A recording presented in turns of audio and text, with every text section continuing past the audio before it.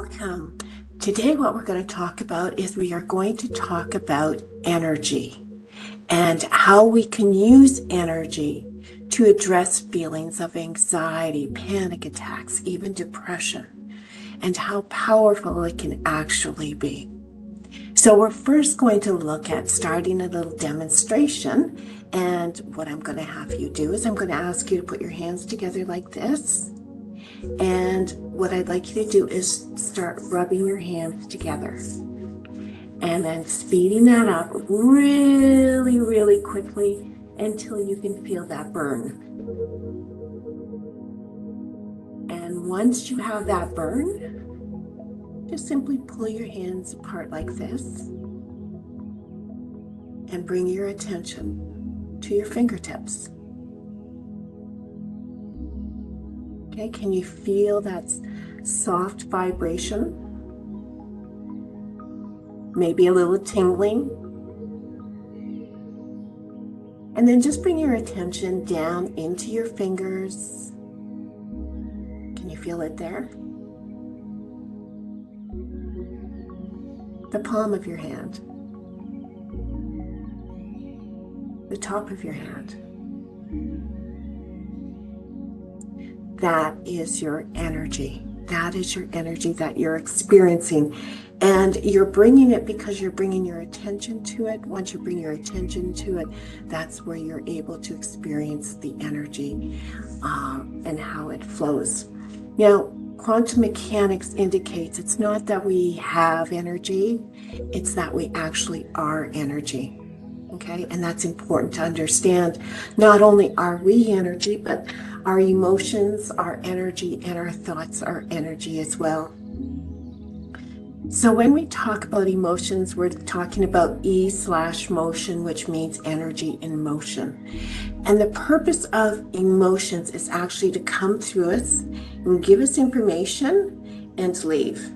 Emotions as energy is totally neutral. Okay? What happens is energy comes in and we have our thoughts happening and we don't like what this emotion is saying and we tend to resist that emotion. In the resisting of it, we end up by holding onto it until it becomes negative, contracted energy. At this point, I tend to use the term feelings. It becomes a feeling. You've taken a pure state of energy, you've added in your thoughts, resistance, it becomes a feeling. So what happens from there once it becomes a feeling? Let's look at that. I'm just going to adjust the camera. Okay. So once we share.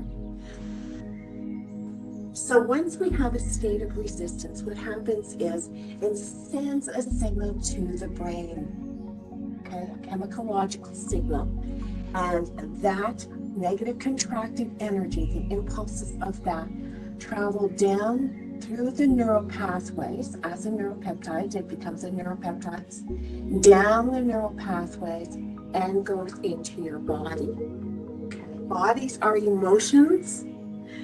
The minds are for thoughts. That's the way it's designed. So what happens here, it goes into the body and it pairs up like a lock and key,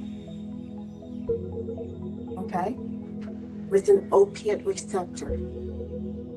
Now, what's important to understand is that this receptor becomes addicted to that particular feeling. So if this feeling is a feeling of not good enough, then this receptor starts to crave those feelings. I'll show you a little bit more. So we have that negative contracted feeling, okay, negative contracted emotion, and as this starts to crave more of that, it starts to build up situations that happen. Oh, they didn't look at me. They looked the other way when they saw me. That must mean that I'm not good enough. That's how we interpret it through this lens.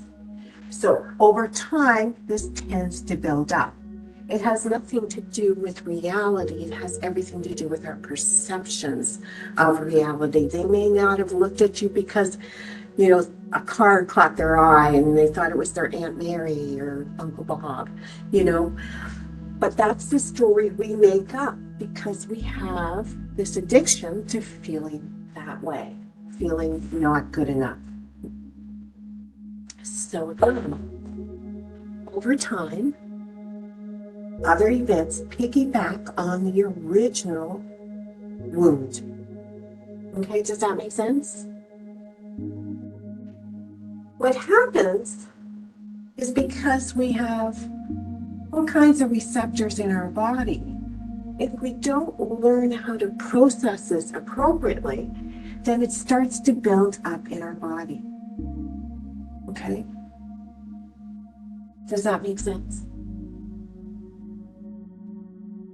The more it builds up, the fuller it gets. And what tends to happen is, the more it builds, the body then turns into a pressure cooker. And things start to spill out. Anxiety, depression, panic attacks. And that's what's going on there. As a result of this here, all of this buildup becomes the lens through which you see the world. So you will go out into the world looking for ways to prove that you're not good enough so you can get your hit. So what do we do? Well, we can understand that if you have a state of contraction will give way to expansion. So if you take a dynamite stick and you drill a hole and you put it in a rock, it's going to blow the rock to smithereens. Okay? So a state of contraction will always give way to a state of expansion. So when we use what I call the targeted breathing technique, when we start actually working on an energetic level to release these, the Eastern philosophies call it samskaras, when you release this negative contracted energy, it starts to actually be very effective and very gentle, which is nice. Okay, so as we breathe into our body, when we start to notice and recognize where is that sitting in our body. We have main energy centers. It can sit near our heart or our throat, above the belly button, below the belly button, and at our root. There's these energy centers, and it tends to gravitate into those areas. It disrupts our energy, disrupts the way that we perceive the world. So, by using that concept and understanding that contraction will give way to the expansion, by using our breath and targeting that specific area, just breathing into it, okay? Just breathing into it, noticing it, accepting it. Because when you think about it, all of this started because we resisted that information. Okay? Resistance creates contraction. So as we welcome it, we're letting go of the resistance. And then it's free to continue on its flow. It will just leave. Okay? So as you breathe into it, this starts to happen. Continue to breathe into it, welcome it as best you can. And this isn't, you have to do this, just breathe into it, welcome it. It's very gentle. Just allow it to be there without judgment or criticism. Just allow the feelings to be there, because think about it, it's just energy. And yeah, you know what, it's not going to feel pleasant all the time, but it's just energy, and you sit with it, you welcome it as best you can, and it will start to break up. When it starts to break up here, it's going to start breaking up here.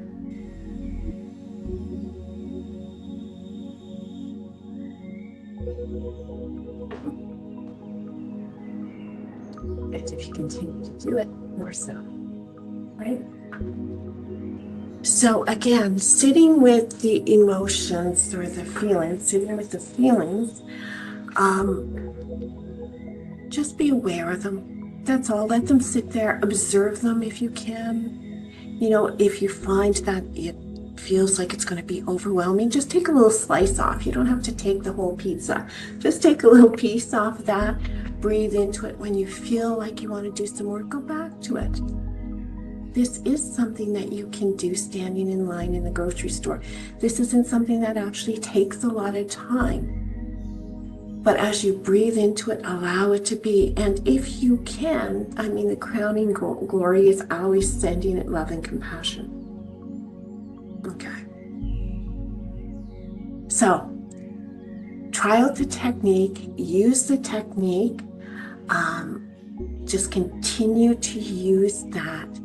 And notice what's happening. Notice how the world is changing and how the way you perceive the world is changing as well. So take care of you. Make sure you look for any of my other videos on that are available, and looking forward to perhaps connecting with you in person at some point. Take care.